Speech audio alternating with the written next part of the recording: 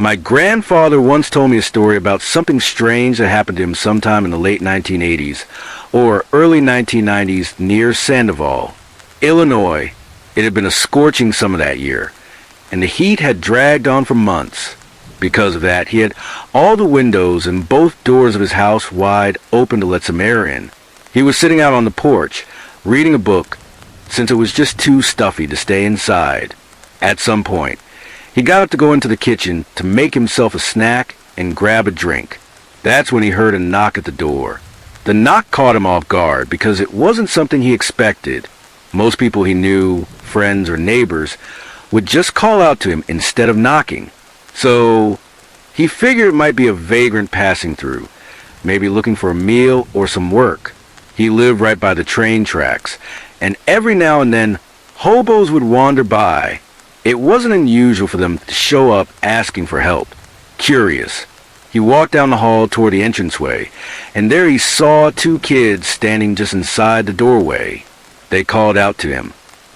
"May we come in for a rest? It's a long way home." He told them they were welcome to sit out on the porch since it was cooler there, but he warned them it was way too hot inside to be comfortable. He asked if they'd come from the rails, thinking maybe they'd hopped off a train. But they didn't answer his question. They just repeated, "We need to come in." Something about them made him feel uneasy right away. For one thing, they wouldn't look him in the eye. They kept their heads down or turned away. For another, they were spotless, way too clean for kids who'd supposedly been wandering around. He said that riding the trains was a filthy business. You'd get grease smeared on your clothes, coal dust caked on your skin, and sometimes even cuts or scrapes on your hands or knees from climbing on and off. But these kids, they were pristine, like they just stepped out of a church pew on Sunday morning. Their clothes were neat, their hair was combed, and they weren't even sweating. That struck him as damn odd because if they walked through the open fields in that kind of heat, they should have been a mess, disheveled, sweaty, covered in dust. He tried again, asking if they'd like to rest on the porch instead, figuring that'd be a fair compromise. But the girl just repeated, "May we come in?" She wouldn't let it go. She kept saying it over and over. "May we? May we? May we?" Like a broken record, until my grandfather finally lost his patience. He slammed his hand down on the table of the wall, I can't remember which, and shouted, "Damn you both, no!" That shut her up. He said they both went dead quiet after that, just standing there, not moving a muscle. Then, after a long pause, the girl lifted her head and looked right at him. Her eyes were black, pitch black like coal, and she said one last time, "Mister, may we come in, please?" That was it for him. He turned around, walked straight to the kitchen, and sat down, not knowing what the hell to do next. He told me it felt like someone had punched him square in the stomach. He just sat there frozen until his dog came barreling into the house, shaking like a leaf. That snapped him out of it. But he never let those kids in. In the end, he didn't tell a soul about it back then. He brushed it off as heat exhaustion messing with his head. But deep down, it gnawed at him for years. Whatever it was, it left a mark on him. And he could never quite shake the feeling that something wasn't right about those two. This happened maybe 4 or 5 weeks ago. My girlfriend and I had stayed up late to watch a movie. It was one of those nights where our kid was already in bed, and we figured we'd unwind a bit. It must have been close to midnight, and we were about halfway through the film when we heard a knock on the window. I glanced over at my girlfriend, but she didn't seem to notice at first, so I brushed it off, thinking it was just a dog moving around on the laminate flooring in the other room. But then, about 15 seconds later, it happened again, another knock. This time I asked her, "Did you hear that?" She nodded and said, "Yeah." I got up to check on the dog. The front room sofa sits right under the window, and the door to the next room is maybe 7 feet away. I took a couple of steps toward it when I caught something out of the corner of my eye. Someone moving outside. I froze for a second, waiting to see if it had happened again. It's not unusual for the cat to jump up on the windowsill outside, want to come in, So I figured that might be it. But then I saw it again, a shadow shifting, and I turned to my girlfriend and said, "There's someone out there." She thought it might be a friend who'd had a fight with their partner or something and needed a place to crash for the night. She got up, walked over to a window, pulled the net curtains aside, and then said, "There are kids outside." I told her to quit messing with me, but she swore she wasn't joking. She grabbed the front door keys and headed to the porch. Our front door is one of those plastic ones with two vertical glass strips running parallel, so you can't see much unless someone's standing right in front of the glass. Sure enough, when she opened it, she was right. Two boys no older than 10 were standing there. One had blonde hair, the other had brown. They didn't say a word until the door was fully open. My girlfriend asked, "Are you guys okay?" The blonde one spoke up and said, "We're lost, and someone's been following us." She asked where they'd come from, but they wouldn't give straight answers. Just kept saying they were lost, and someone had followed them. They'd seen the lights on in our house, and thought they'd ask for help. The weird thing was, they wouldn't look at us. They kept their eyes down or pointed off to the side, gesturing vaguely when we asked them anything. Then the dark-haired one piped up and said, "Can we come in?" Right then, I started feeling uneasy about the whole damn thing. I asked if they knew their parents' phone number. They said they did, but insisted they needed to come inside to use the phone. I told them we didn't have one, which was true, because a cat had knocked ours off the counter the week before, and I hadn't gotten around to replacing it.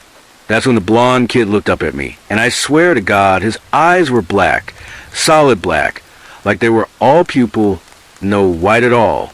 I must have flinched or something, because he could tell I was shaken. He got this angry edge to his voice and demanded, "Let us in." I don't care if they were kids or grown-ass adults. I wasn't letting strangers into my house. Then the dark-haired one chimed in again, "Let's use the phone." By that point, we were both scared out of our minds.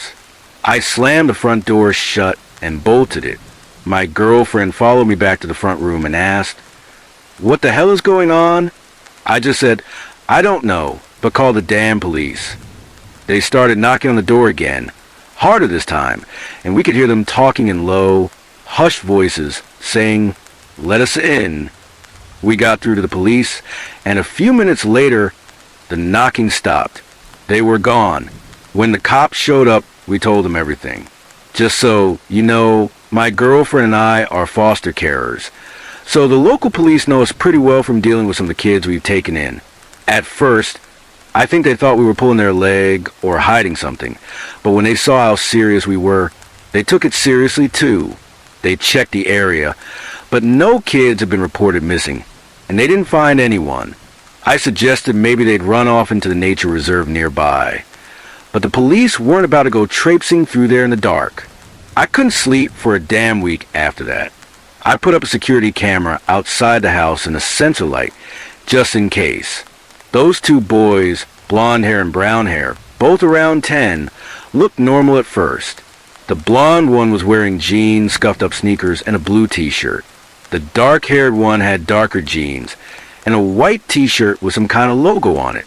They were both white kids, not pale or anything, just regular looking. Except for those eyes. I've never seen anything like them. My girlfriend still gets anxious about it. It's made me paranoid enough to double-check the locks every night before bed. I Googled it later and stumbled across stuff about black-eyed children, so I figured I'd share what happened. I've never been that scared in my life. What started out as something innocent turned into a damn nightmare fast. So last night, I was sitting in my living room, reading some stories online about the black-eyed children and real-life men in black stuff. It was around 2:30 in the morning, and my dog started acting up. My 6-month-old puppy went to the door like he needed to go out. So I started to get up, but then he started growling at the door, low and steady. He's never growled at anything in his life. He's just a goofy little guy. Then my other dog, who's a year old, jumped up onto the couch next to me, trembling and whining like she was scared out of her mind. That alone was enough to rattle me. especially since I'd been reading creepy stuff and was already on edge. I sat back down on the couch and pulled my older dog close, trying to calm her down while my heart started picking up speed. Then came the knock, sharp and clear on the front door. Normally, my dogs go nuts when someone's there barking and wagging their tails because they love people. But this time, my puppy bolted away from the door and huddled up next to me, and my older one just whimpered harder. I was freaking out now. All the lights in the house were off, and the curtains were drawn. I don't have a peephole, so I leaned over to peek through the blinds on the window behind me that looks out onto the porch. There they were, two boys standing on my porch. One looked really little, maybe 5 years old, and the other was bigger, probably around 10. Their heads were down, and they were dressed in heavy winter jackets, which struck me as damn weird because it's the middle of summer here. Then, all of a sudden, they both turned and looked up at the window, right at me. There's no bulb in my porch light, so I couldn't see their faces clearly, but I could feel them staring. It sent a chill down my spine. I ducked back from the window and just sat there on the couch, trying to process what the hell was happening. I'd read that if you know about these black-eyed kids, they might show up at your door, like they're drawn to you or something. I kept telling myself it was just some neighborhood kids pulling a prank, that this couldn't be real. But it felt too real, way too real. Then one of them spoke. It sounded like the older one, maybe. "Ma'am, can you let us in? It's really cold out here and my brother's hungry." I didn't move. I didn't say a damn thing. My mind was racing. How the hell did they know I was a ma'am? The voice sounded flat, empty, like it didn't belong to a kid that age. It felt older somehow. And what were two little kids doing out at this hour anyway? Plus, it's June in Alabama. It's hot as hell, not cold. This heavy, sinking dread hit me hard. Every instinct I had was screaming that if I opened that door, something awful would happen. I'd read the stories. I knew better. No way was I answering it. Damn that noise. But here's the weird part. Even though I was scared stiff and none of this made any sense, I felt this pull. I almost want to get up and help them. It was like something was tugging at me, urging me to open the door. I fought it off and stayed put, ignoring them as best I could. Then the same voice came again. "Ma'am, please let us in. I saw you through the window. I know you're there. It'll only take a moment." I thought, what the hell? A moment? What kid talks like that? I was paralyzed, just sitting there, refusing to make a sound. After a few seconds of silence, they started pounding on my window, hard bangs that shook the glass. The same voice said, "Let us in, please. It's cold. We have to call our mom. She'll be worried if we don't call her." I couldn't believe what I was hearing. It was straight out of the damn stories I'd been reading. My heart was hammering so hard I thought it'd burst, and I was on the verge of tears. But I still didn't answer. No way in hell was I opening that door. I curled up on the couch, pulled my legs up to my chest, and waited them out. After about half an hour, it went quiet. No more knocking, no more voices. My dogs had run off to my bedroom by then, and I had to go drag them out and hold them just to feel some kind of comfort. I never saw their eyes, so I can't say for sure they were black, but I'd bet my life they were those black-eyed kids. I grabbed my phone and called my friend, the one who told me to read those stories in the first place. I woke her up and begged her to come over after I told her what happened. She didn't hesitate and said she'd be right there. 15 minutes later, she still hadn't shown up, and I started to worry. She lives just one street over. It should have taken her 5 minutes tops. Then I saw headlights pull into my driveway. I peeked out and saw her jump out of the car and run to my door, banging on it like crazy. I let her in, and she was crying, her face pale and terrified. She blurted out, "You're not going to believe this, but I swear to God I just ran into those two kids you told me about." She said she'd stopped at a stop sign and was checking her phone when one of them knocked on her window. It startled her, and when she looked up, the street lights were out, so she couldn't see his face clearly. There was another smaller kid behind him. She cracked her window and asked, "Can I help you?" The kid said, "Give us a ride," in this bold, demanding tone that didn't sound right for a child. She didn't answer, and he stepped closer to her car. That's when she saw it. His eyes were jet black, wall to wall, no white at all. She said she wanted to peel out right then, but it was like a stare was pulling her in, almost making her open the door. She snapped out of it, floored the gas, and sped straight to my place. We stayed up the rest of the night together, too shaken to sleep. The stories say these things come back more than once. So tonight I'm planning down a ton of melatonin and knock myself out. Hopefully sleep right through it if they show up again. This really happened, right here in Huntsville. Lock your doors and windows, and don't answer for any kid asking for help at night, especially if it's late. A while back, my fiancé and I decided to go out to dinner with my parents for a little double date. We live in the upstairs apartment of their house, so we usually carpool when we all go out together to save gas. That night, we were all hanging out, and my mom brought up this idea to check out a local cemetery she'd heard about. I'd rather not say its name because it'd give away where we live, but it's somewhere in western Georgia, right near the Alabama state line. She'd gotten the idea from some co-workers she trusted, who'd shared creepy family stories about the place. The second she mentioned it, I got this tight knot in my stomach, like a gut feeling screaming that we shouldn't go. But I didn't want to be the one to ruin the fun, so I pushed the warning aside and said, "Sure, let's do it." My fiancé was a bit skeptical about paranormal stuff back then, more so than he is now, and my dad's a hardcore skeptic. He's a Christian who only believes in angels or demons, nothing like ghosts or shadow people. My mom, on the other hand, loves creepy stuff with a thrill, but she doesn't really buy into it on a serious level. Anyway, we looked up the address, punched it into the GPS, and hit the road. The GPS said it'd take about 20 minutes to get there, but for some reason, it ended up taking us a whole hour. The closer we got, the more the estimated time kept creeping up. We were driving on these country back roads, and some of them felt like carbon copies of the ones we just passed.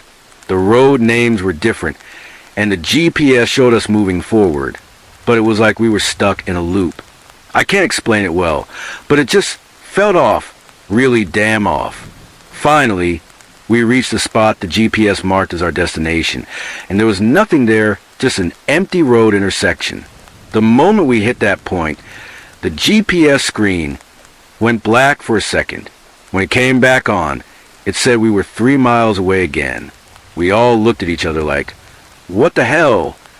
but brushed it off and followed the new directions. Those took us right back down the same roads we'd already driven. But here's the thing. Somehow, they led us to a completely different place. Then the same thing happened again. The GPS hit the destination flag. The screen flashed black, and it reset to say we were a few miles away. This went on 4 damn times total. By the 4th, we were fed up, so we said screw it and turned around, heading the opposite way from where the GPS was telling us to go. That brought us to the sketchy-looking convenience store. My dad pulled into the parking lot to get gas, and as we rolled in, the headlights swept across the woods behind the store. Nothing there, just dense trees.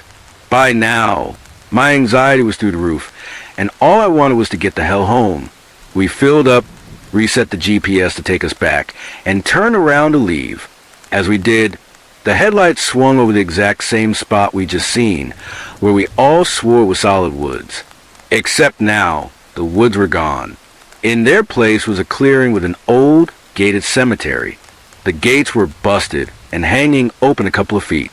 That cemetery was not there 5 minutes earlier. All 4 of us were stunned, muttering about how there was no damn way this made sense. For whatever reason, God knows why, my mom drove up to the gates and parked the car. I was losing it, begging her to turn around and leave. I could feel this heavy, sick energy coming off that place, and it was making me physically ill. Then I saw something just inside the gates. At first, I couldn't make it out, but When I did, I nearly broke down. Standing there, clear as day, was a little girl, maybe 6 or 7 years old. She was wearing a tattered, grayish-white nightgown, all torn up like she'd been living in the wild. Her face was sweet but filthy, scratched up and pale. My maternal instincts kicked into overdrive despite the fear, and I felt torn in two. Half of me was screaming to get away, but the other half felt like I had to help her, like I was being pulled toward her. It was like a voice in my head kept saying, "Go take her hand. Lead her back to the car. You have to help her. You have to take her home with you. She needs you." That voice, it wasn't kind or comforting. It sounded cold, malicious, and it gave me chills just hearing it in my mind. I was reaching for the door handle, almost in a trance, like I was in control of myself. But then she did something that snapped me out of it. She raised one hand, palm up, and curled her fingers in a come here motion. That's when I saw her eyes, jet black, no white, no iris, just pure darkness. And she grinned at me with the most terrifying smile I've ever seen. My panic went into overdrive, and I started pleading with my mom to get us out of there, fighting back tears. I knew in my gut that whatever that thing was, it wasn't anything I wanted to mess with. Finally, my mom turned the car back on and put it in reverse. As she did, the girl's face twisted into this look of pure rage before she vanished. Poof, gone. When we looked back as we drove away, the cemetery was gone too. The four of us barely talk about it now, because it's just so damn baffling. That was a year and a half ago, and I only mustered up the courage to tell my fiancée the full story a few weeks back. I've thought about it a lot since then, and I still don't know if it was a demon or some kind of malevolent entity. What I do know is that it wasn't a little girl, just something wearing her shape, something that knew I'd want to help a kid in need. Moral of the story: if you're chasing down some haunted place and it takes you 4 or 5 tries to even find it, and the whole damn trip feels twisted and unexplainable, just go home. Don't go poking around with little dead girls or demon girls, or whatever the hell that thing was. My family and I had just moved into a 2-story house in Westfield, Wisconsin. My brother Logan was 5, Aiden was 7, and I, a girl, was 13 at the time. The house was ancient, dusty, and in desperate need of repairs. We were tight on money, though, so we moved in and started fixing it up bit by bit.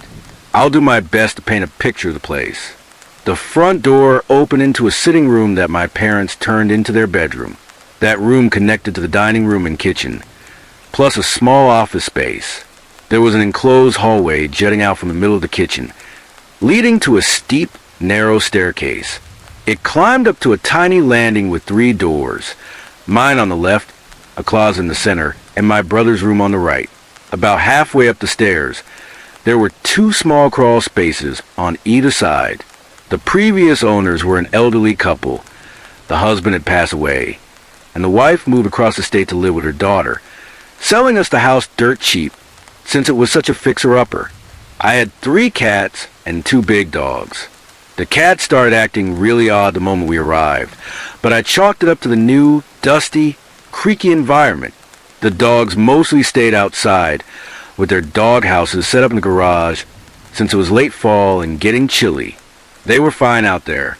The old owner had also left behind a massive, half-broken piano in the dining room when she cleared out. A few weeks went by without anything weird happening, just the occasional strange vibe or creaky noise at night. Then, a few days after the first snow, everything went to hell. I was in bed late one night, listening to scary narrations, when I heard creaking coming up the stairs. I figured it was my black lab, Bubba, and got up to let him in. I opened my door and peered into the dark hallway, but there was nothing, just silence now. I thought maybe one of the cats was messing around on the steps at 2 a.m. I shrugged it off and went back to bed. The second I sat down, loud, seriously loud, footsteps started up the stairs, slow but heavy, no way I was imagining it. My mind raced through 100 possibilities, and long story short, I grabbed my aluminum baseball bat, flung open the door, and got ready to bash some heads if I had to. I flipped on the light. Nothing. By now I was freaked out. I snatched my youngest kitten from my bed and bolted across the tiny landing to my brother's room, shutting and locking the door behind me. A few hours later, I dozed off at the foot of their bed. Then out of nowhere, a blood-curdling, terrifying scream tore through the quiet. It woke up the whole house. My mom came pounding up the stairs. Thinking it was me screaming, she burst in wide-eyed and panicked, staring at the three of us. The dogs were barking like crazy outside. My cat darted around the room, and my brother screamed and cried in terror. I told her everything that had happened that night, and she hustled us all downstairs. We ended up sleeping in her room that night. The next morning, we almost forgot about it and were pretty calm. I was outside walking the dogs and heading back to the house when I heard my mom screaming and sobbing. I dropped the leashes and sprinted back, terrified, only to find her sprawled on the ground outside the open back door, clutching her wrists and wailing. I yelled at my stepdad to get her to the hospital, but he told me to shut the hell up and sit down while he casually rolled a cigarette, taking his sweet time. I got pissed and called an ambulance myself. They came, picked up my crying mom, and took her away. She'd broken her wrist, needed surgery and plates to fix it. She told me later she'd been heading to the garage for a box of kitchen stuff when it felt like someone pushed her off the back step onto the ice, where she slipped and smashed her wrist. A few days later, she was back home, and I could finally relax a little. I'm super protective of my mom and brothers, and her hospital stay had wrecked my nerves. Things were okay for a few days, but then the footsteps and screaming started again.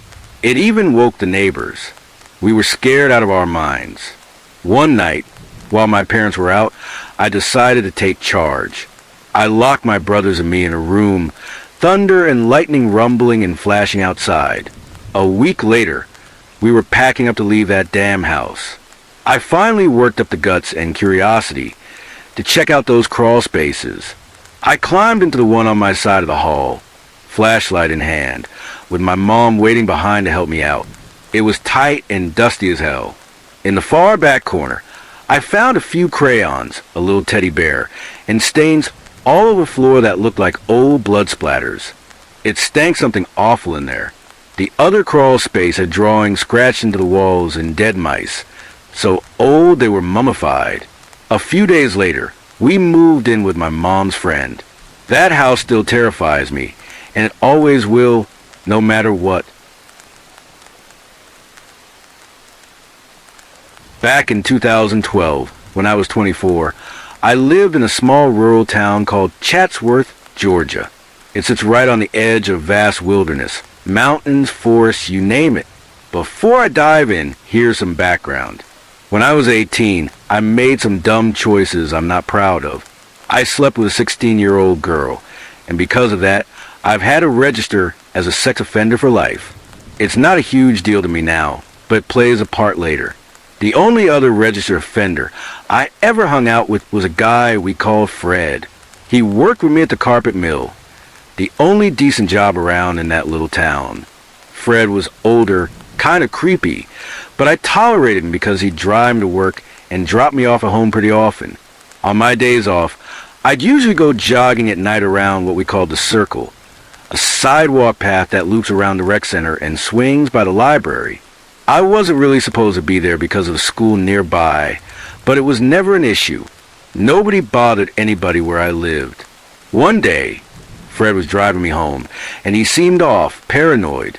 He kept eyeing cars in the rear view and asking if I'd noticed anyone making the same turns as us, like he thought I was being tailed. I told him I hadn't paid attention. I'm not some tough guy like he was, and I wasn't big on paranoia, not back then anyway. Fred started rambling about rumors of strange disappearances in Chatsworth and nearby towns, especially sex offenders. I brushed it off, saying, "Relax, dude, you're just paranoid. People skip out and don't register all the time." He shot back, "Exactly, real quick." He was starting to sound nuts, so I just listened and didn't say much else. Then he mentioned he'd thought he was being followed a few times by the same dark green SUV. He even said the GBI had staked out his place one night, telling him there'd been a weird spike in absconders, guys who take off without updating their registration, and they were doing random checks to figure it out. I told him they'd probably just rattled him, and now he was overthinking it. He dropped me off, and I went back to my usual routine in my little single-wide trailer. But as I messed around on my laptop, it hit me. Anyone could look at my info online. Where I live, where I work, my whole history. It's all public. I knew that already, but if something weird was going on, there'd be no way for me to hide. I shook it off. Fred was odd anyway. I didn't even know what he'd done to end up on the registry. But I figured it wasn't as harmless as my mistake. I didn't want to know. A couple weeks passed like normal. I'd almost forgotten Fred's stalker talk.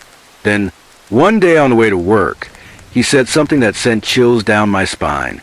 He brought up a night a week earlier, when I'd been at his place. We'd had a couple beers and heard a car engine running outside. He'd said it was probably his landlord's generator. He heard it all the time, sometimes multiple times a night. Well, he told me he looked out around 4 a.m. a few days back, and there it was, the dark green SUV, just sitting in the road, engine running, no headlights. He swore it was the same one tailing him. Then he said he thought someone had been in his house while he was at work. Stuff was missing, but he wouldn't tell me what. It felt like he was hiding something shady. He also said his landlord confirmed the generator had barely run that month. Fred's paranoia got worse, then seemed to ease up. At first, I could tell he wasn't sleeping. Over days, he'd mutter stuff like, "He's toying with me, the bastard. I know it." Then one day, a couple weeks later, he said, "Guess I lost that psycho. No trouble for over a week. Thank God." I was relieved. I didn't like seeing anyone that stressed, real or not. But a few days after that, when I got back from my jog, I noticed my living room light was off. I knew I'd left it on. Maybe the bulb blew. Then I saw one of my flower pots had fallen off the porch, like it had been knocked over. I didn't think much of it. Stray dogs roamed the neighborhood. Maybe one bumped it. The door was still locked, just how I'd left it. But when I walked in, I knew something was wrong. My laptop was shut. I never shut it because the hinge was busted. I always left it open. Someone who didn't know that wouldn't think twice. I got scared. I figured it had to be Fred. That paranoid freak messing with me now. Who knows what he was up to? The next day went fine, but when he picked me up for work, I didn't say much. He acted normal, like always. I kept watching him for clues over the next few days, but nothing stood out. Then one night on my jog, I got this eerie feeling, like I was being watched. I slowed to a walk and scanned the ball field near the library. Out by the tree line, about 100 yards away in the dark, I saw something. A leg. My heart jumped. It was the outline of a person standing at the edge of the woods. I could barely make him out, but he was holding something up to his face with both hands. It glinted under the streetlights for a second. I kept walking, faster now. The guy was tall and thin, not short and stocky like Fred. I couldn't see Fred going to all that trouble anyway. Creeping through the woods in the dark. Who does that? When I got back to my trailer, I checked the keyhole. Scratch marks under it. Some fresh, some old. I'd never noticed before. Maybe they'd been there since I moved in. I don't know. I didn't ask the landlord. Didn't want to sound weird about damage from before I got there. I let it go for a while. Then one morning, I was waiting for Fred to pick me up for work. He was late. Fred had his quirks, but he was always early. Same time, like clockwork. So was I? Shit, how could he do this? I called his phone, no answer. Called work, no answer. Long story short, I called him that day and never heard from Fred again. The next few work days, I took a cab. One day, my supervisor asked if I'd heard from Fred. I said, no. The bastard ditched me and quit without a word. He said, we haven't heard from him either, but his mom and parole officer keep calling. I didn't even know he was on parole. That was enough to freak me out. Everyone forgot about Fred fast, like he'd never existed. It was wild how someone could vanish, and no one cared. A couple weeks later, maybe half a month, weird stuff started again. Several times, I knew someone had been in my trailer. I started getting tons of Facebook friend requests from crazy hot women asking me all kinds of questions. I wasn't even supposed to have a Facebook, so I deleted it. Something strange was up. My webcam light would turn on by itself. Emails I hadn't opened were marked red. I changed my passwords. They get changed again. IP logs showed logins from other countries. Proxies, obviously. The creepy stuff kept happening on my jogs, too. One guy jogged toward me and slammed into me hard. Hood up, didn't see his face, but he kept going like it was on purpose, screwing with me. I saw flashes of light in the bushes once, but didn't dare check it out. Then one night, I was jogging, and bright headlights came barreling down the road, a school zone where you don't speed. It's near a high school, library, hospital, and police station. A truck, I think, flew up, hit the brakes hard, tires screeched, and the high beams blasted me. I couldn't see a thing. It crept by slow. I felt like a shark was circling me. As it passed, I saw it was a dark green SUV, a Chevy Trailblazer. I never saw the driver's face. I started digging into absconders, sex offenders who move and don't register. In my area, they quadrupled in the last 4 years and stayed high, with slight dips. I checked missing persons. Fred wasn't listed. 6 in those 4 years were absconders too. Before that, only 2 in 3 years, and none before that were offenders. But Fred wasn't there. How many really went missing? The absconder numbers were 10 to 16 higher per year for 4 years. Hell, I thought, you're just paranoid. You'll end up like Fred. How did Fred end up anyway? It was a rough time, but it'd fade until something happened again. Always creepy but harmless enough to shrug off. I kept jogging at night. No issues for a while. Then it happened. I was near the library and hospital around 3 a.m. Anyone from Chatsworth knows that spot. I stopped to catch my breath, walking, taking in the quiet. The cool air hit my throat, heart pounding. I glanced at the hospital. Only place with life, but no one outside. So still deserted, except for a vehicle in the parking lot I passed a minute ago. An SUV. I hadn't thought much of it. I turned to look, and something popped. It hit my butt cheek. A man came toward me, not from the car, but the woods. I froze, checked my numb, burning backside. A big dart with fuzzy ends stuck through my pants. I tried to run, yanking at it, realizing it was in me. I stumbled, vision blurring, everything heavy. If I could just get to the damn hospital, up the road, across it. But he was closing in, and the road felt farther away. Where am I? What's happening? It all faded. I vaguely recall being carried, maybe rolled onto something metal with wheels. Then sitting in a passenger seat, streetlights flashing by, trees, lots of trees, dirt roads, mountain roads. Being rolled again. Someone talking, to himself. To me, I couldn't tell. Everything was a mess. Weird dreams I can't remember. I woke up, still night. No daylight I could recall. In the woods, tied to a tree. My pants were wet. Yeah, I'd pissed myself. Hands strapped above my head. Feet bound to the trunk. I was starving. Had a day passed? I hurt all over, like I'd been roughed up. Coming to, I saw I was on a trail. A table sat in front of me, knives laid out. A sign hung above it on another tree. In the dark, I made out something like, "Don't worry, I will return." I was scared to death. I'd never been through anything like this. I'm a good guy. I wouldn't hurt anyone on purpose. Why me? I freaked out, hyperventilating, crying, screaming, useless. Every forest noise was him. Then it wasn't.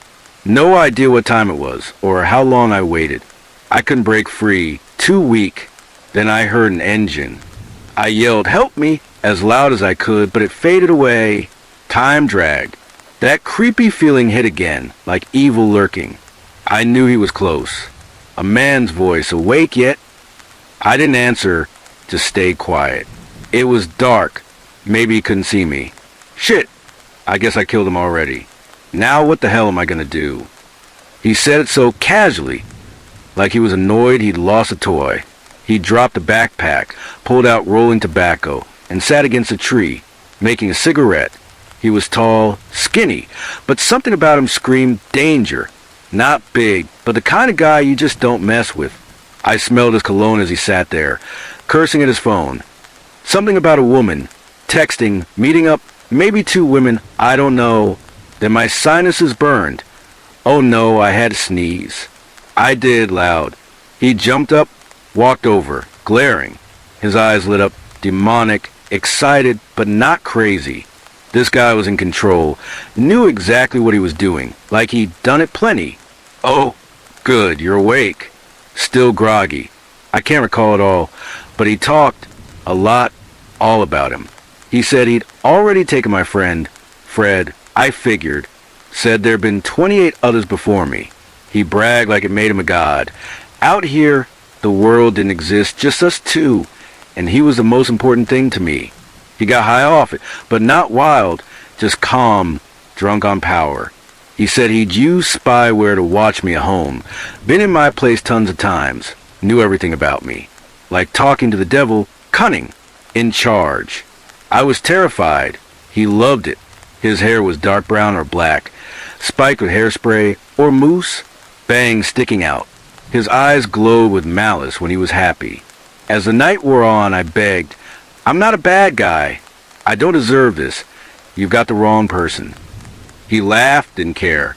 Thought it was funny I didn't get it. He wasn't mad at me. He was doing this for fun. I asked, what are you going to do? Please, I won't tell anyone, I swear. He pulled out a hook knife, said he'd turn my face into art and eventually be done with me. He didn't say it, but I knew. Kill me. This evil bastard was going to torture and kill me in the woods, and no one would ever know. My family wouldn't know. I'd vanish like Fred. I don't recall all his words, still drugged, and my mind blocked some of it. But he started cutting the left side of my face, slow, holding my head still, savoring it. He was holding back, like he wanted to drag it out. Said he'd save some for later. He untied me, gave me water and a candy bar. After I got some strength back, he let me piss. Said, don't even think about running. I didn't have it in me anyway.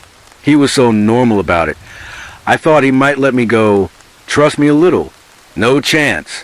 He strapped me back up. In the dark, he fumbled. Only time I saw him slip up. I don't remember him leaving or me passing out. Maybe I fainted. I woke up in daylight. He was gone. The table and his duffel bag of knives were still there. The sign was down. Maybe he took it last night. I don't know. I was kneeling now. Feet still tied, but the wrist straps had broken. Must have snapped while I slept. This was it. Now or never. Crickets chirped. The forest darkened. I tore at the plastic around my ankles. Layers of it. I thought I was free, bolted, but fell. More bands left. My face ached. Cut up on the left. I ripped the rest off and ran like mad to the woods. No stopping. Even in pitch black. Tripping over briars. Smashing into trees. I didn't care. Just kept going. Hours later, I curled up in a ball, resting, unsure I'd wake up. Every sound scared the hell out of me. Worse than any horror movie. This guy was smart, menacing. Next morning, I hit a farm, then Highway 411. Didn't even pack when I got home. Just grabbed my wallet, essentials, left a laptop, and took a bus 100 miles away to family. Still scares me. I couldn't tell the cops. Too much to explain, too many mistakes. That man's still out there. He won't stop. Guys like that don't. He can find me online anytime. Every mirror shows his art on my face. Those scars. I live in a regional area of the southeastern United States where violent crime is rare in my town, and the community feels relatively secure. Still, there was one incident from many years ago that still chills me to the bone.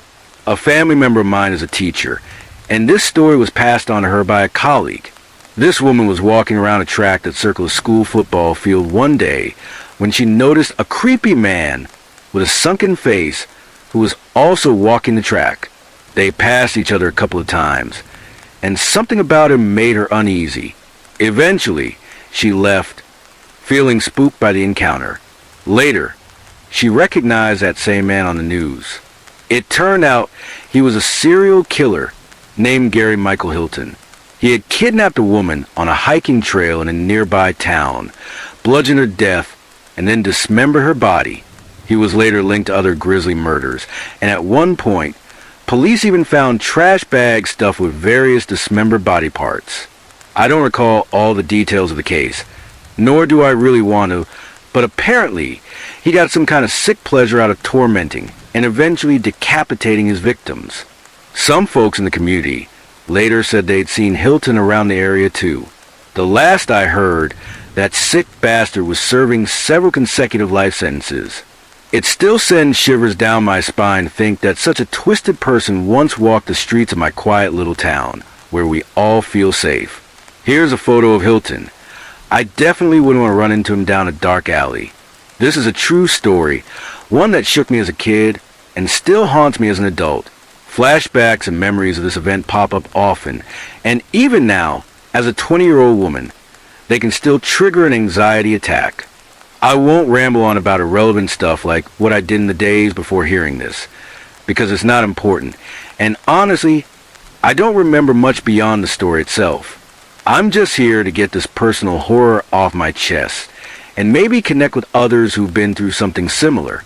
The whole thing remains a mystery to me, and I doubt I'll ever get answers anyway.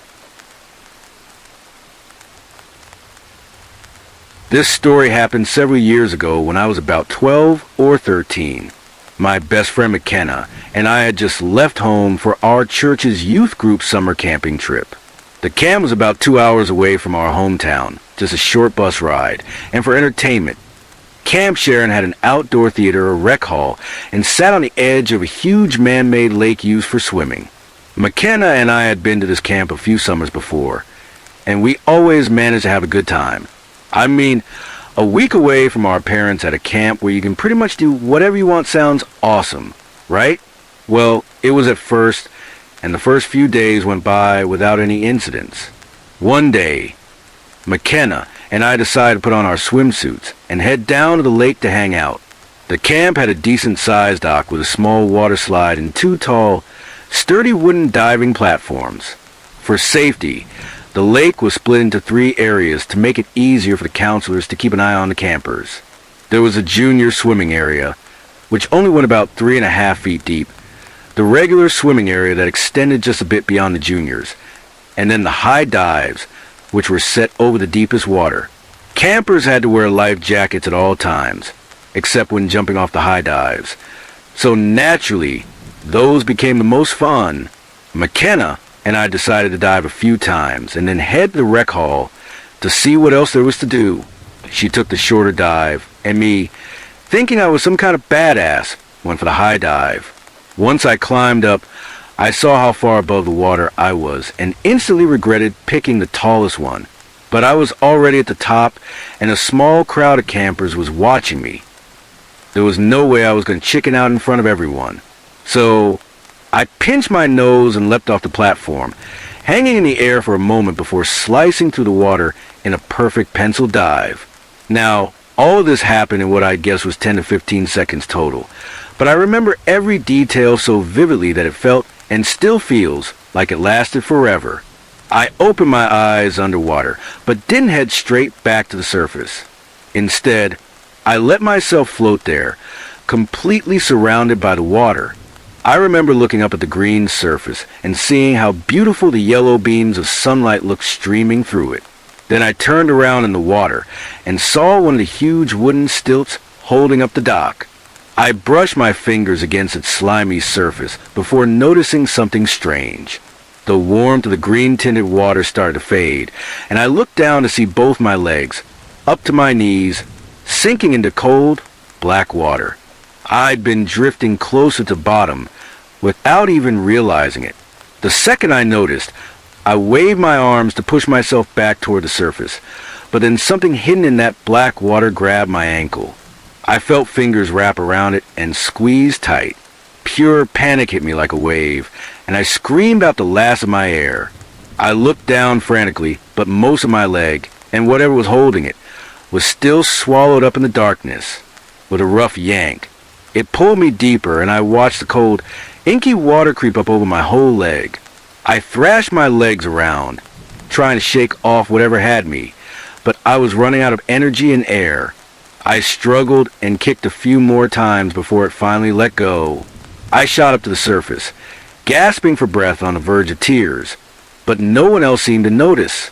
They were still laughing and enjoying the day while I was stuck in a state of sheer panic and shock.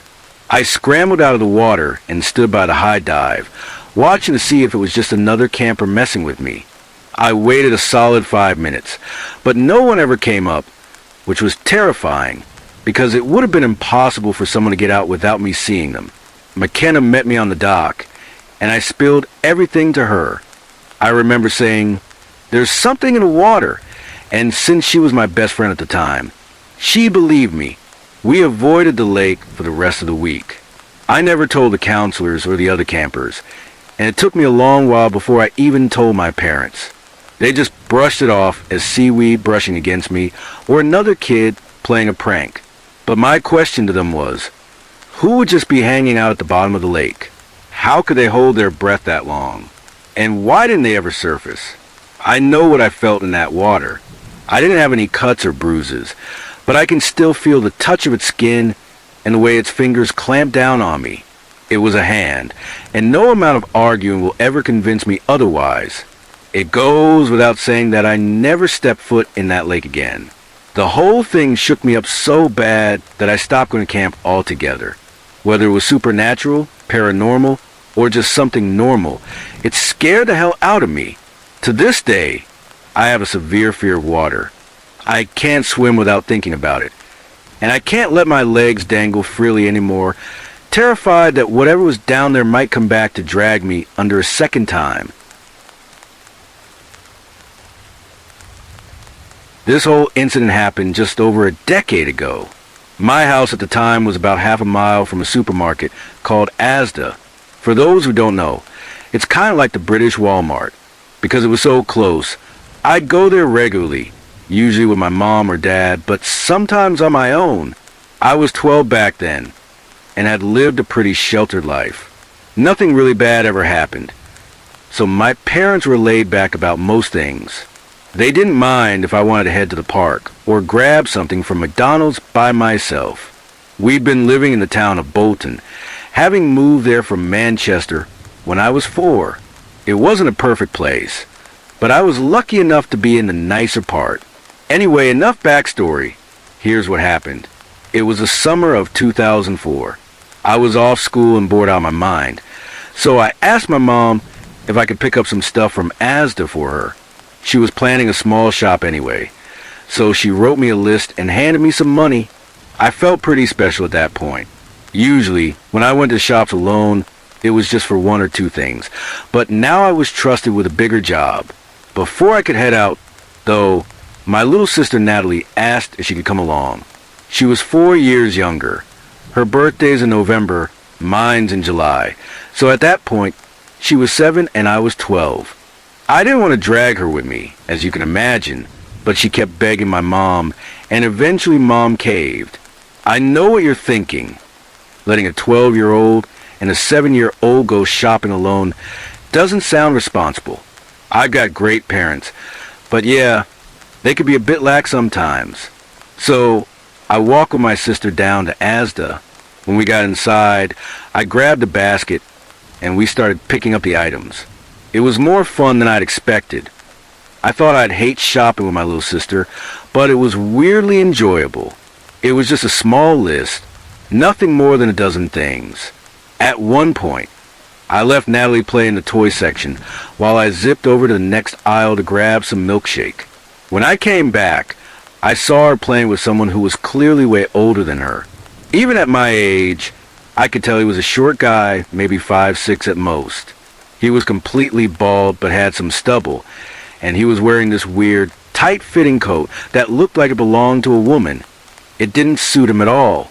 I was confused and a little freaked out. By 12, I'd already been drilled about stranger danger. So I quickly gestured to Natalie. "Come here," I said firmly, holding out my hand. She trotted over, grabbed it, and we slowly walked out of the toy section. I glanced back out of curiosity to see the bald guy's reaction. The playful smile he'd had while messing around with my sister was gone, replaced by a stone-cold glare of pure hatred aimed right at me. I swallowed hard and turned away. About 10 minutes later, we'd finished shopping. I headed to the checkout and told Natalie to sit on a bench next to a guide dog charity box. The box was shaped like two dogs, which my sister and I had nicknamed Chip and Dale from past trips with our parents. I was sorting out the money and packing our stuff into plastic bags. When I finished, I turned to head toward Natalie, and that's when I saw the bald guy from earlier. He was holding her hand and had given her this massive block of Cadbury chocolate, the kind so big and expensive you'd only get it for special occasions. They were talking about something.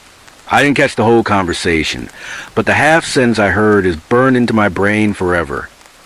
"And you know, I got dogs like these in my car. You can pet them." That's when it clicked. I had to get Natalie out of there. He was preying on her innocence and her love for those dumb plastic Chip and Dale dogs. The sick bastard. I rushed over with the shopping bags, grabbed Natalie's hand, and said, "She's fine." Then I steered her toward the exit fast. She mumbled something under her breath like, "But I want to see the doggies." But I didn't stop. I decided to take a different route home, one that'd take longer but was more out of sight. As we walked, there was a clearing where I could still see Asd in the distance, not too far off. I glanced at the usual path we'd take, a walkway along the side of the shop, and there he was, the creepy bald guy, still holding that damn chocolate. He was shaking his head back and forth, frantically looking around. Somewhere in the back of my mind, I knew he was looking for us. We made it home, and I told my mom everything. I'm not sure what she did after that, but from then on, we weren't allowed to go almost anywhere by ourselves for years. The one good thing that came out of it was that I got closer to my sister. If I ever become a parent, I'm damn sure going to be more responsible. It only hit me the other night. If Mom had given me a longer shopping list and I'd been stuck at the checkout longer, I might not have gotten back in time to stop that guy from taking my sister. I'm not big on fate, but a small part of me thinks it was a miracle. Something lives in my house, not inside it, but in the forest behind my house. It's not human, that's for damn sure. I've only seen it twice, and I've never come face to face with it. I've had paranormal stuff happen in my house before, but this is what scared me the most. I was kind of a lonely kid, and I used to go outside at night, turn all the lights on, and just talk to myself. But like I was talking to someone else. It was always one-sided. I'd always felt like something was out there in the forest, but I don't think I truly believed it back then. I just wanted to. Over time, I started feeling safe with it, but now I know that was a false sense of security, because whatever this thing is, it doesn't want to be friends. It started with just a sound, like something dragging broken glass behind it through the forest. The first time, I brushed it off as the wind chime on my clubhouse, but when I got inside, I remember we'd taken that thing down the year before. Then last winter, when the lake in front of my house had frozen over, I was outside again with my two dogs. One's a boxer, super protective, and the other's a big Labrador Collie mix who probably tried to make friends with anyone she met. Anyway, the big one liked to bolt into the forest if she wasn't on a leash, so I had her tied up, but the boxer wasn't. I heard this growling noise. My boxer perked up instantly and growled back, while my other dog just wagged her tail and looked toward it. We were facing the lake, and the sound was kind of like how my dogs growl at the ice. It's adorable when they do it, but I doubted it was cute coming from whatever this was. I took them inside and didn't think too much of it, figuring it was just another dog or something. The second time was in early summer. My friend and I were outside, this time in my driveway. I live in a valley surrounded by trees and a lake, and the driveway is on a hill, so no one could really see us. We were messing around, doing dumb kid stuff, and decided to see who could hang off my basketball hoop the longest. When it was her turn, I sat down on the driveway so I could see behind her into my backyard in the forest. The yard's probably 80 feet long to the edge, and the forest is just 20 feet from the side of my house. I was counting out loud, pretty dramatically, and she was giggling along with me. Then I looked past her and saw something white. It was about the size of a hunched-over human, and it was running faster than any person could. It darted out from behind my house and into the forest in a split second. I bolted for the door, yelling at my friend to get her ass out of there. We ran inside, and that was it. I don't talk to whatever's in that forest anymore. I'm a 20-year-old girl studying medicine. When I park near my college, I usually stay in my car for about 30 minutes to unwind, listening to music and taking in the city view, which is just breathtaking. One time, I noticed a BMW with blacked-out windows parked in front of me. The guy inside was wearing sunglasses, and his car was so shiny and new that I couldn't stop staring at it. He smiled at me, and I gave a polite smile back. After a while, though, I started feeling uneasy because he got out of his car and just stood there staring at me. I turned off my radio, grabbed my stuff, and headed into the college. I only had one class that day, a quick 30-minute one, and when I got back to my car, his wasn't there anymore. I thought it was odd. He'd been in his car when I was in mine, and then he must have driven off while I was in class. I didn't make a big deal out of it at the time. Then one day I was home alone, waiting for my dad to get back from work, so we could go pick up my car. I'd broken a window. I heard a car pull up near my house and thought it was him because the engine sounded similar. I grabbed my wallet and was ready to head downstairs, but then the doorbell rang. My dad wouldn't ring the bell. He lives here and has keys, even if it's locked. I stayed calm, figuring it might be one of my brother's friends checking if he was home. So I went downstairs and opened the door. My heart stopped. It was the same guy from the college parking lot, the one who'd creeped me out. I asked politely, "May I help you?" He gave me this creepy smile. Then I said, "Haven't we met before in the parking lot near the medical college?" He replied confidently, "Oh no, I work with your father. He forgot to tell you he'll be home really late. So he asked me to come pick you up and take you where you need to go." That sounded off. My dad always calls me if there's an emergency or he's stuck at work. I almost want to slam the door and tell him to get lost, but I was too naive and bought his story. I told him to wait, so I could call my dad and double check. Of course, when you need something, you can't find it. I couldn't locate my damn phone. As I was about to head back to the door, I realized I couldn't see him anymore. Then he was right behind me, saying, "Oh, there you are. I was looking for you. You were taking so long. I wanted to make sure everything was okay." At that point, I knew he wasn't my dad's co-worker. I was trapped. He was in my house, and I had nowhere to run. But I came up with a plan, a stupid one. I offered him a cup of coffee and some pie I'd made earlier. I figured if I could keep him in the house long enough, my dad might show up and help me. It was tough, but I tried to act normal, chatting with him about work and his family. He was a damn good actor, talking so confidently, like he had it all figured out, but I knew something was wrong. After he finished his coffee, he said, "We gotta get going or you're gonna be late." I stopped breathing. The horror hit me so hard I couldn't think of an excuse to stall him. But then I thought maybe I'd see some neighbors outside and could get help. So I said, "Okay, I'm ready, let's go." You should have seen his face light up, like giving a kid a lollipop. He probably thought I was an easy target. I mean, I'm short with curly hair, I don't look 20, and I'm shy. Perfect victim material. As we stepped outside, I saw his car, the same BMW from the college, with the same freaking license plate. There were no neighbors around. Everyone was at work. At that moment, I thought I was done for. And that's not even the worst part.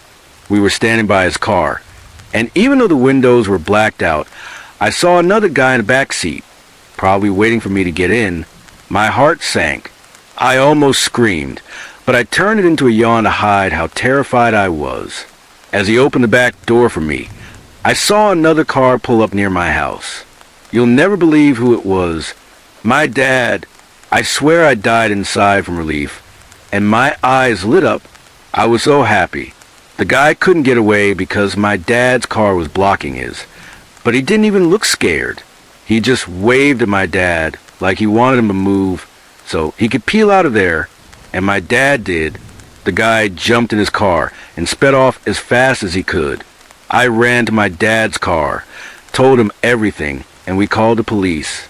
It's a miracle I remembered that creep's license plate. They tracked him down and arrested him. Turns out he was into human trafficking and had been scoping out his next female student victim. He'd been at my college, and thank God my dad showed up when he did. Alright, so before I start typing this out, I just want to say I haven't told anyone about this. Not because I didn't think they'd believe me, but because, well, honestly, it feels like the kind of thing that might follow you if you talk about it too much. But here we are, and I guess I need to get it off my chest. So buckle up, because this is one of those stories where nothing makes sense by the end. It happened when I was 10 years old. Back then, my dad and I used to go hunting every fall. We lived in a small town surrounded by dense woods, the kind of place where deer outnumbered people and everyone knew each other's business whether they wanted to or not. My dad loved the outdoors, hiking, camping, all that stuff, and he always said taking me along was his way of teaching me how to be a man. Looking back now, I realize he probably just needed someone to carry his gear. Anyway, one weekend in late October, we decided to head deep into the forest for an overnight trip. It wasn't anything fancy, just a tent, some supplies, and our rifles. Dad promised me we'd see plenty of wildlife, maybe even bag a buck. I was excited at first, mostly because I got to skip school on Monday. He called it survival training. But also because I liked being alone with him. He worked a lot, and these trips were rare chances for us to bond without Mom nagging him about fixing the leaky faucet or whatever. We drove as far as the dirt road would take us, parked the truck, and hiked in until we found what looked like a good spot. The trees were thick enough to block most of the sunlight, but there were still patches of gold and orange leaves scattered across the ground from the changing season. The air smelled earthy, damp and cold, and every step we took crunched underfoot like nature's Rice Krispies. You know how forests can feel peaceful? Like everything's quiet except for the occasional bird chirp or rustling leaves. That's how it started. Dad set up camp while I wandered around exploring, poking sticks into anthills and pretending I was Bear Grylls or something. Everything seemed normal, at least as normal as things could be when you're stuck in the middle of nowhere with your dad and no cell service. We ate dinner over the fire that night, swapping dumb jokes and talking about school. Then, right after sunset, Dad zipped himself into a sleeping bag and passed out faster than I thought possible. Guess all that fresh air really takes it out of you. But me, I couldn't sleep. Something felt off. At first, I chalked it up to nerves. Being in the middle of the woods at night is creepy enough, especially when you're a kid. Every little sound, the wind brushing through branches, twigs snapping somewhere in the distance, made my imagination run wild. Wolves, bears, Bigfoot, it didn't matter what it actually was. My brain turned into something monstrous. I tossed and turned for what felt like hours, staring up at the mesh ceiling of the tent and trying to ignore the noises outside. Eventually, though, curiosity got the better of me. I grabbed my flashlight and unzipped the tent door, stepping out into the chilly night air. The moon was full, casting long shadows across the forest floor and making everything look silver blue. It was beautiful in a haunting sort of way. That's when I saw him. At first, I thought it was just another shadow, a trick of the light or something. But then it moved, slowly, deliberately, like it knew I was watching. I froze, gripping my flashlight, so hard my knuckles went white. Whatever it was stood near the edge of the clearing, partially hidden behind a tree trunk. I couldn't make out much, just a vague outline of a person. A kid, maybe? He was shorter than me, skinny, wearing what looked like oversized clothes. "Hello," I whispered, my voice trembling despite myself. The figure didn't respond. Instead, it stepped forward slightly, revealing more of itself. And that's when I noticed his eyes. They weren't normal. They weren't even human. They were completely black. No whites, no irises, just endless pools of darkness that seemed to suck in the light around them. I've never seen anything like it before or since. It was like looking into two bottomless pits, and for a split second, I swear I felt dizzy, like the world had tilted sideways. My heart started pounding so hard I could hear it in my ears.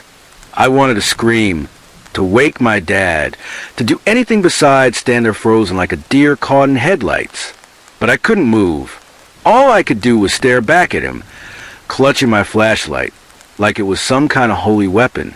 "You shouldn't be here," he said finally, his voice soft and raspy, almost like he hadn't spoken in years. There was something wrong with it, though, not quite robotic, but not entirely human either. It sent chills down my spine. "What do you mean?" I managed to stammer, though I barely recognized my own voice. "Who are you?" He tilted his head to the side, studying me like I was some kind of puzzle. "This isn't your place," he continued, ignoring my question. "You don't belong here." Okay, yeah, that freaked me out. But what really got to me was how calm he sounded, like he was stating a fact rather than threatening me. His tone was flat, emotionless, and yet somehow filled with menace. It was like listening to a snake hiss softly before striking. "I am just camping with my dad," I said, backing away slowly toward the tent. "We'll leave tomorrow, I promise." He smiled then, and holy shit, it was the worst thing I've ever seen. His lips stretched impossibly wide, revealing rows of jagged, uneven teeth. His face twisted into something unnatural, something that couldn't possibly exist. And those black eyes, they seemed to grow darker, swallowing up the space between us. "You already stayed too long," he whispered, taking a step closer. "Now you'll have to pay." Before I could react, the flashlight flickered and died, plunging the clearing into darkness. Panic surged through me, and I scrambled backward, tripping over roots and rocks in my haste to get back to the tent. I threw myself inside and zipped the door shut, shaking violently as tears streamed down my face. "Dad!" I hissed, shaking him awake. "Dad, wake up. There's someone out there." He groaned and rolled over, half asleep. "What the hell, kid? Go back to bed." "No, seriously," I whispered urgently. "There's a boy outside. He's not right. His eyes, they're black." Dad sighed heavily and sat up, grabbing his rifle. All right, let's check it out." We unzipped the tent and stepped outside, but the clearing was empty. No sign of the boy, no footprints, nothing. Just the same eerie silence as before. He was right there. I insisted, pointing toward the tree line. "I swear." Dad frowned, scanning the area with his flashlight. "Probably just a raccoon or something. You're letting your imagination get the best of you." I wanted to argue, to tell him exactly what I'd seen, but he cut me off with a wave of his hand. "Get back in the tent. We've got an early morning ahead of us." Reluctantly, I did as he said, but I didn't sleep a wink the rest of the night. Every time I closed my eyes, I saw those black eyes staring back at me, heard that raspy voice whispering in my ear. The next morning, we packed up camp and headed home. Neither of us mentioned the incident again, and life went back to normal, or at least as normal as it could be after something like that. But I couldn't shake the feeling that we'd left something behind in those woods. Something dangerous. I live in a quiet suburban neighborhood. Nothing special. Just rows of houses with neatly trimmed lawns and families who wave politely when they see each other. My house is on the corner, next to an empty lot that used to have a house until it burned down last year. You know how these things go. The fire department said it started accidentally, electrical wiring or something. No one was hurt, except, well, there was someone hurt. A kid. He died in the blaze. Everyone talked about it for weeks after. Then life moved on. That's how it works, right? People forget. Anyway, let me back up a bit. About 6 months ago, maybe more, I started noticing a boy hanging around my yard. At first, I thought nothing of it. He looked like any other kid, maybe 10 or 11 years old, with messy brown hair and clothes that were slightly too big for him. He'd show up randomly, usually in the late afternoon when I was doing chores or watering the plants. Sometimes he'd stand by the fence separating our yards, watching me silently. Other times, he'd wander closer, kicking stones or picking dandelions from the grass. He wasn't pushy or weird, not really, just present. And kids do strange things sometimes, so I figured he was bored or lonely or whatever. I even invited him over once. "Hey, kid," I called out one day when he was lingering near the driveway. "You want some lemonade?" He nodded slowly, his movement stiff, almost mechanical.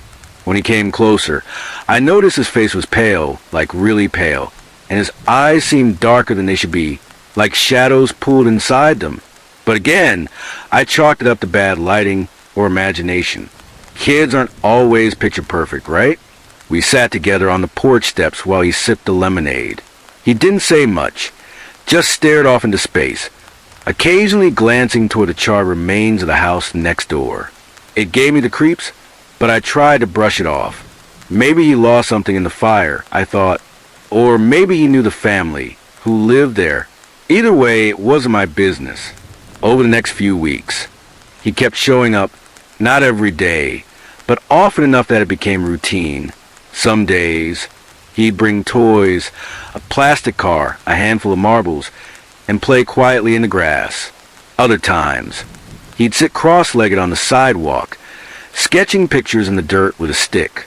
Once, I asked him where his parents were. He froze mid-doodle, his hand hovering above the ground. Then he muttered something under his breath that sounded like, "They're gone." "What do you mean?" I pressed, leaning forward. "Where'd they go?" He didn't answer. Instead, he stood abruptly and walked away, disappearing behind the fence. I watched him leave, feeling uneasy but unable to explain why. Things got weirder after that. For starters, the visits became more frequent. Almost daily, actually. And the longer he stayed, the less normal he seemed. His skin grew paler, almost translucent, and his movements slower, heavier, like gravity weighed him down. The silence between us stretched longer, too. Conversations dwindled to monosyllables, if they happened at all. Most of the time, he just stared. At me at the burn house, at nothing in particular. Then there were the sounds. Little things at first, easy to dismiss. Footsteps creaking upstairs when I knew I was alone. Doors clicking shut without wind. Once, I woke up in the middle of the night to the sound of laughter coming from outside. High-pitched, childlike giggles echoing through the stillness.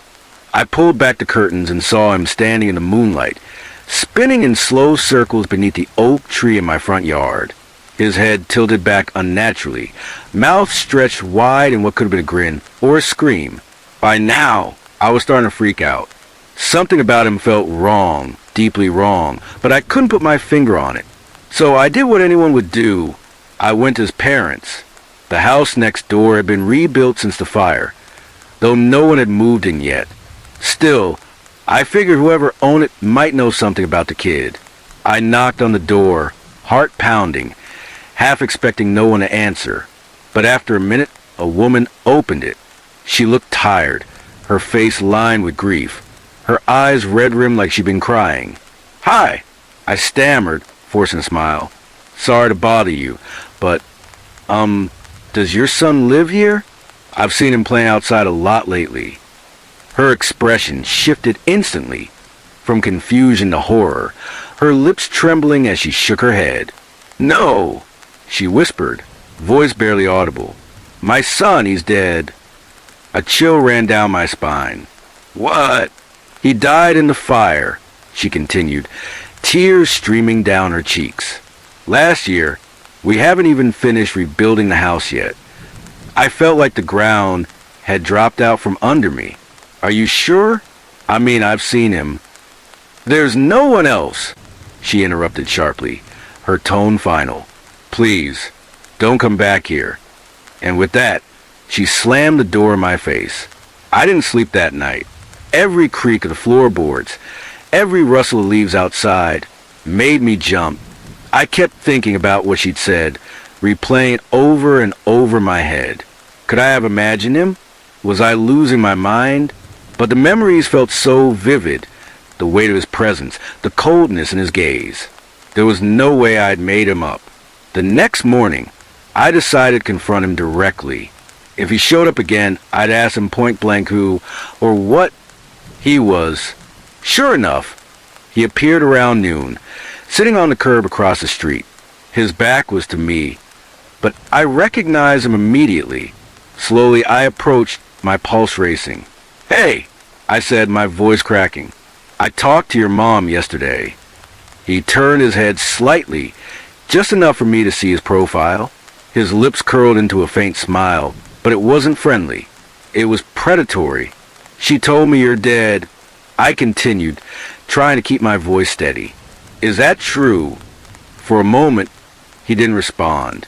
Then he stood, turned to face me fully. His eyes were completely black now, voids that swallowed the light around them. His skin shimmered faintly, like heat waves rising off asphalt. You shouldn't have asked, he said softly, his voice hollow and distant. Now you'll stay with me. Before I could react, the world around me dissolved into darkness. The last thing I remember is the sound of laughter, high-pitched, gleeful, and utterly devoid of humanity. I woke up hours later, lying in my bed. The clock read 4:17 a.m. Everything seemed normal. The hum of the refrigerator downstairs, the faint glow of the street lamp outside. But something was missing. My reflection in the mirror looked wrong. Too pale, too still, like it wasn't mine anymore. And sometimes, late at night, I hear footsteps in the hallway. They pause outside my door, then continue down the stairs. I never check to see who or what is making them, because deep down I already know. He's still here. It was around 2 a.m., fog rolling in thick off the river. My partner, Daniels, was dozing in the passenger seat like he always does when I'm driving. We were just finishing up a coffee run when this guy comes sprinting out of nowhere, waving his arms like he's trying to flag down the damn space shuttle. I hit the brakes, and this dude, late 30s maybe, wearing a soaked-through flannel and jeans, slams his hands on my window. His eyes were wild, pupils blown. You gotta come with me, man. There's a body. In the woods. I just found it. Daniels jerked awake, already reaching for his radio. I got out, shining my flashlight in the guy's face. He was shaking, sweat mixing with the rain. Looked like he'd been running for miles. Where? I asked. He pointed toward the tree line behind the old gas station. Just follow me. It's bad, man. It's real bad. Now, protocol says we call in first, but something about the way he said it, like if we waited, the body might get up and walk away, made me nod. Lead the way. Daniel stayed back to radio dispatch while I followed the guy into the woods.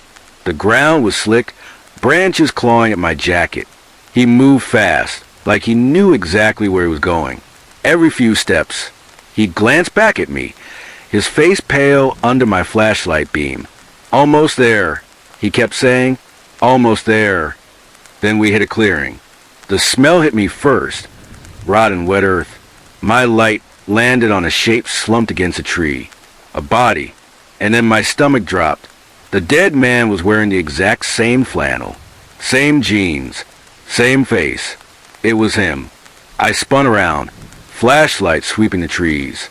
Hey! Where the hell'd you? Nothing. Just the sound of rain. and my own heartbeat in my ears. The body in front of me was fresh. No decay, no bugs, just dead. Eyes open, lips slightly parted like he'd been about to say something. And in his hand, a crumpled photo. I pried it free, my gloves slipping on the damn paper. It was a picture of me, taken last week, outside the station. Daniel's voice crackled over my radio. "Hey, you find anything?" "Dispatches." I didn't answer, because right then from somewhere in the trees, I heard it, a wet, ragged breath, and then a whisper.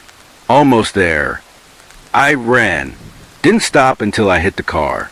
Daniels took one look at me and didn't ask questions. We called it in, let the coroner handle the rest. But here's the thing. The body? No ID. No missing persons match. And when they pulled fingerprints, guess what? They were mine. I don't know what the hell led me into those woods last night, but I think it's still out there. And I think it's wearing my face.